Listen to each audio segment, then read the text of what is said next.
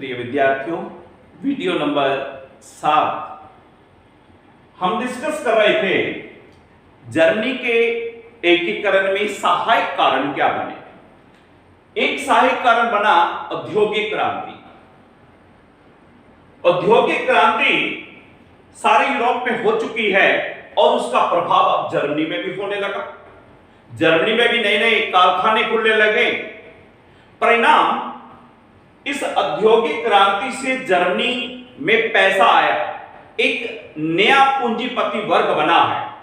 यह पूंजीपति वर्ग जो दूसरे देशों की यात्राएं भी कर रहा है, पैसा भी है, पढ़ा लिखा भी है, उसने इस बात को अनुभव किया कि ये जर्मनी के टुकड़े टुकड़े हुए राज्य उनकी प्रगति में बाधक है और उन्होंने अनुभव किया कि शेष राष्ट्र भी ऐसा ही चाहते हैं कि जर्मनी के टुकड़े हुए रहे। अतः पूंजीपति वर्ग ने एक ऐसा माहौल पैदा किया कि जर्मनी को एक होना चाहिए और इन्होंने ऐसी ताकतों को आर्थिक मदद देना शुरू कर दिया जिससे जर्मन एक राष्ट्र के रूप में बन सके। अभी भी जर्मनी का एकीकरण दूर की कौड़ी है, क्योंकि जर्मनी के एकीकरण में कुछ बाधाएं हैं और उन बाधाओं में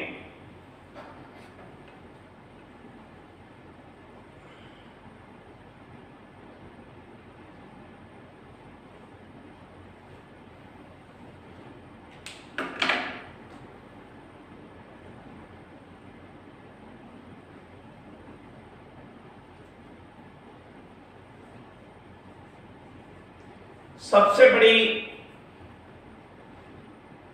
जो बाधा है वो है ऑस्ट्रिया जर्मनी के एकीकरण में, फिर है डेनमार्क और फिर है फ्रांस। तीन राष्ट्र जर्मनी के एकीकरण में सबसे बड़ी बाधा है, इस बात को ध्यान रखना। अभी भी जर्मनी का एकीकरण दूर की कौड़ी क्यों है? क्योंकि इस समय जर्मनी के सबसे बड़े राज्य प्रशा का राजा है फ्रेडरिक विलियम चतुर्थ, जो कि अस्थिर प्रकृति का है, साहसी नहीं है, ऑस्ट्रिया से डरते हैं। जब तक आप दूसरों से डरेंगे आप कोई कार्य नहीं कर सकते। लेकिन 1860 में फ्रेडरिक विलियम चतुर्थ प्रशा के सम्राट की मृत्यु हो जाती है और गद्दी पर बैठता है उसका पुत्र विलियम प्रथम। अपने पिता से विपरीत विलियम प्रथम साहसी भी है। उम्र दराज हो जाने के बावजूद भी युवकों जैसा जोश है उसके अंदर और वह चाहता है कि प्रशा के नेतृत्व में जर्मनी का एकीकरण हो। और इसी कार्य को पूरा करने के लिए 1862 में उसने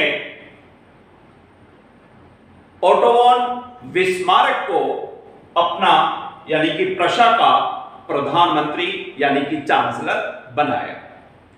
विलियम प्रथम के बारे में थोड़ा सा हम जान लें। गद्दी पर बैठा है, उम्र हो चुकी है, लेकिन युवाओं सा जोश है, करना चाहता है कुछ अपने देश अपनी मातृभूमि के लिए। अतः उसने एक योजना तैयार की कि पहले प्रशा की सेना को ताकतवर बनाना होगा। प्रशा की सेना इतनी ताकतवर बने कि शांति काल में प्रशा के पास 2 लाख और युद्ध काल में 4.5 लाख सैनिक होने चाहिए, तब जाकर प्रशा किसी राष्ट्र के सामने टिक सकेगा।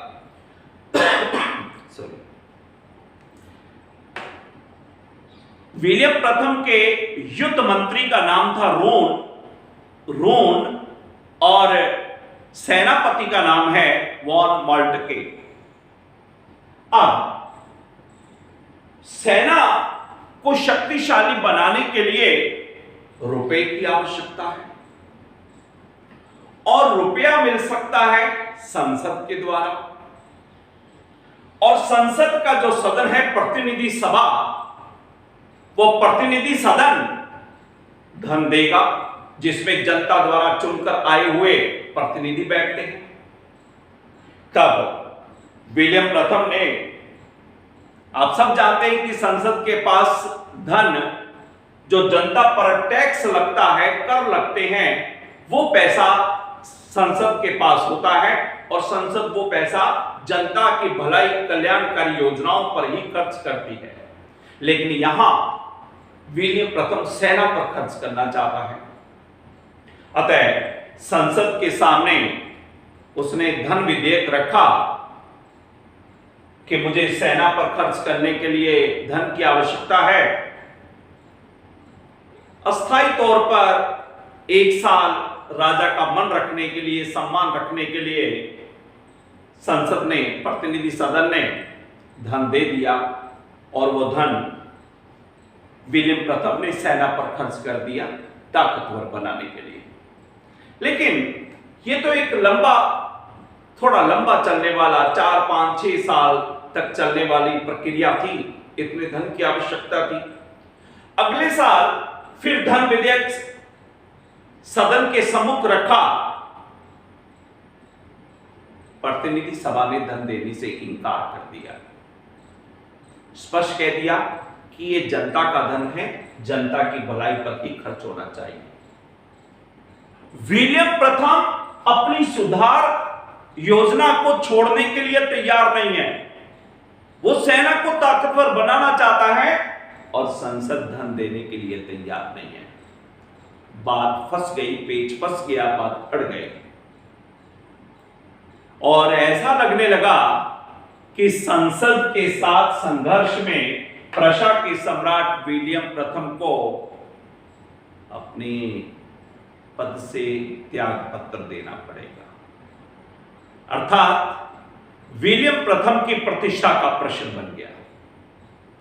ऐसे में विलियम प्रथम के एक सलाहकार ने विलियम प्रथम को सलाह दी कि बड़ी विचित्र स्थिति में हम फंस गए हैं, महाराज आप फंस गए हैं और आपको ऐसी भीषण संकट की परिस्थिति से एक ही व्यक्ति बचा सकता है और वह है ओटो वॉन बिस्मार्क। बिस्मार्क उस समय फ्रांस में प्रशा की तरफ से फ्रांस में राजदूत नियुक्त था। सभी देशों के राजदूत भारत में हैं और भारत के राजदूत सभी देशों में हैं। यह प्रक्रिया उस समय भी थी। तो प्रशा की तरफ से फ्रांस में राजदूत हैं, टेलीग्राम भेजकर बुलाया गया। बिस्मार्क प्रशा आया, बर्लिन आया, प्रशा की राजधानी बर्लिन पहुंचा। विलियम प्रथम ने बिस्मार्क को अपना प्रधानमंत्री बना दिया 1862 में। विलियम प्रथम ने सारी बात बताई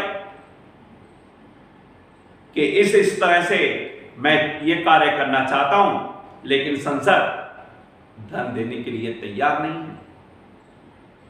बिस्मार्क ने कहा, अपने सम्राट विलियम प्रथम को बड़े ही ठोस शब्दों में उत्तर दिया, श्रीमान, संसद के साथ संघर्ष में मैं आपके साथ नष्ट हो जाऊंगा, लेकिन आपका साथ नहीं छोड़ूंगा। क्या बात है, कितना जबरदस्त जवाब दिया है उसने कि कुछ भी हो जाए मैं लड़ूंगा। और इसके बाद जो घटना चक्र घूमा वो इतिहास बन गया। नेक्स्ट अगले वीडियो।